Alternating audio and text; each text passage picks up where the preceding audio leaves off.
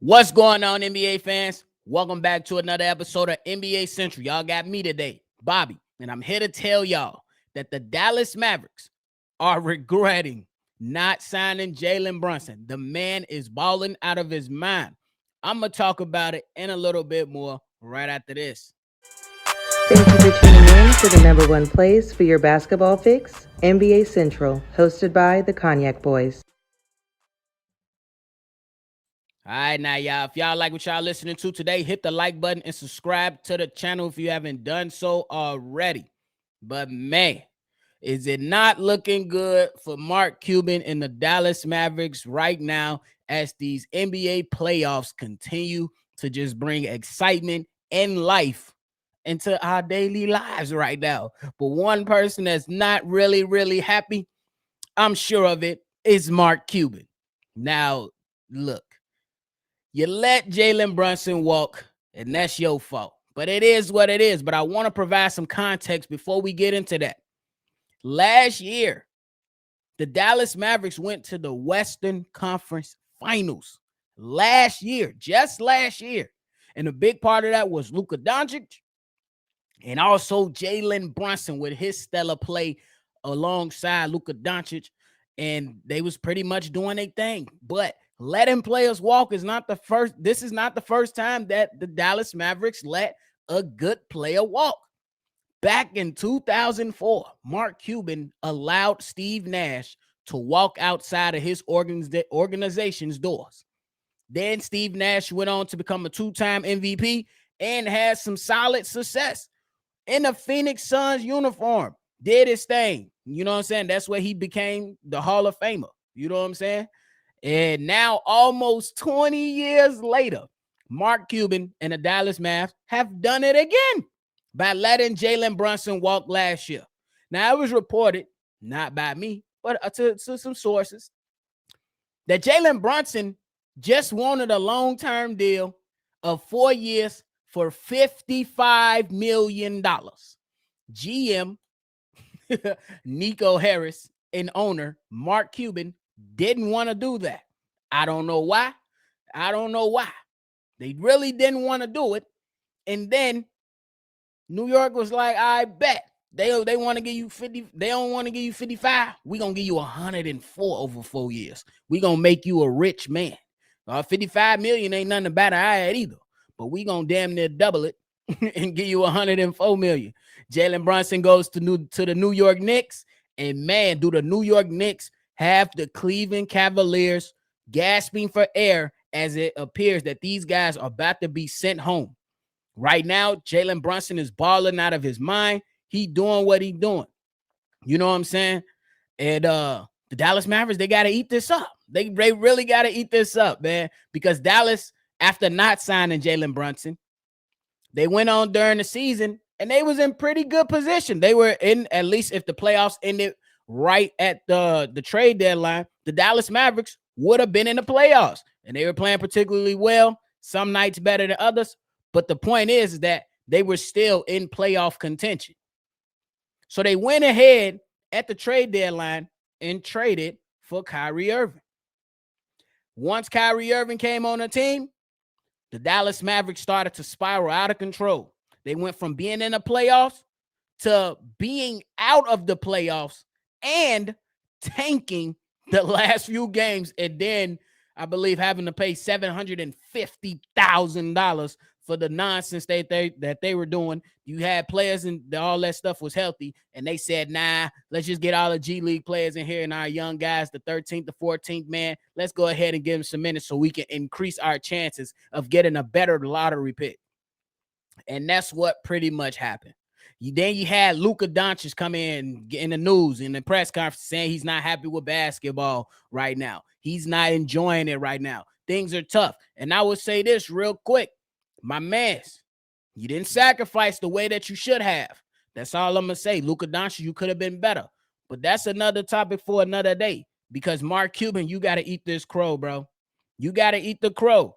Jalen Brunson has been balling for the New York Knicks the entire season, and the playoffs is just putting a cherry on the top to what the Dallas Mavericks is missing. Y'all went when y'all traded for Kyrie Irving. Y'all depleted the roster. You got rid of Spencer Dinwiddie. You got rid of Dorian Finney-Smith. Two good, solid role players who and guys who will defend. Meanwhile, you got rid of your role players. So you deplete your bench, and then you get rid of defense, and you can't stop nobody. I understand that you want to go ahead and take a swing at Kyrie Irving, which you should, but at the end of the day, you know what I'm saying? You still got to think about what happened and how does Kyrie Irving impact that team. Yes, he does bring a lot of offense, but he brings no defense whatsoever. And then your other star, he brings no defense whatsoever. That's why it came on to me saying, Luka Doncic, you did not sacrifice. Your numbers still remain the same. You didn't do anything different. You didn't do anything different. And that's something that Mark Cuban is going to have to look at, because now the person you let walk out the door for $55 million over 4 years, he hooping. He about to send the Cleveland Cavaliers home. First game of the playoffs, 29 points. Second game, 21. Third game, 20. Last night. No, on Saturday, 27 points. The man was he was on a mission, and he hit some timely, crucial buckets, and it was just crazy. The man had the wipe your nose celebration because he was out there letting them know it's crazy out here. So he was doing this thing. He was handling the business, and the Dallas Mavericks just got to go ahead and eat it up, because now these guys are going to be sitting there banking on tanking for a better draft position to see if that draft pick can help them, which most draft picks early on, they don't always come in and hit right away. They don't always come on and hit right away. And then you traded for a Kyrie Irving who could walk out the door. There's nothing solidified that he's coming back. You still got, now you created more issues for yourself, and you don't really have answers like that. We even have to start looking at your head coach. This is about to be the second head coach that Luka Doncic is about to get out the door, is what it looks like to me. At least from the outside looking in, that's what it really looks like. And these guys going to have to eat that, because you seen what Jalen Brunson brought to the Dallas Mavericks. You seen what having those type of role players on the side of Luka can do for your team. You had some Western Conference success. Then you went out, I believe, in this past offseason after your the Western Conference success. You added Christian Woods. You added a young guy in Jaden Hardy. Two pretty good players. And you guys refuse to just pay the man. You refuse to pay the man. So now I believe that the Dallas Mavericks, they set themselves back.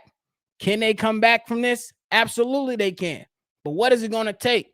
Because if he couldn't play with Kyrie Irving, the question now comes, can he play with any superstar?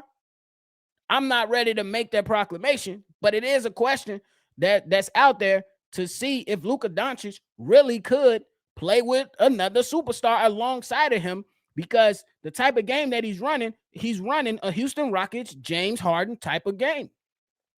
A lot of superstars don't want to play next to that. And if so a guy does come in, i.e. Chris Paul, when he went to play with James Harden, it just caused friction, because that's not most players don't want to play that style of basketball. They want to touch the ball. They don't want you to be dribbling for 15, 16 seconds, and then in the last few seconds, you want me to figure it out or try to make up for your bad things that are going on the court. So, Mark Cuban, you're going to have to eat it up, buddy.